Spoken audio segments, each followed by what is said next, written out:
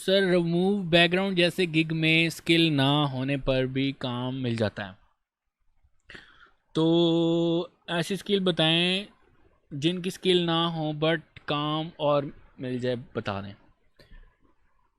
देखिए, मैं रिकमेंड करता हूँ कि आप लोग स्किल सीखें कोई।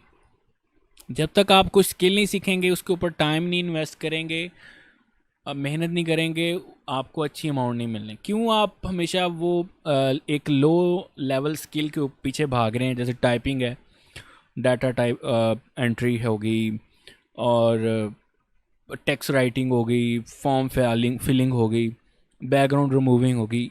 आप, मैं इनको लो कह सकता हूँ, लो लेवल स्किल्स हैं। क्यों? क्योंकि इनकी आउटपुट बहुत कम है। फॉर एग्जांपल, आपको 10 इमेजेस जो हैं वो बनानी पड़ेंगी और रिमूव करने पड़ेगा, और आपको $5, 300 इमेजेस समटाइम होता है तो आपको $50 मिल रहे होते हैं बैकग्राउंड रिमूविंग के। क्यों ना हम वो वाला काम करें कि सेम $50 आपको एक लोगो बनाने का मिले, तो फिर ठीक है। तो कोशिश करें, स्किल के ऊपर वर्क करें।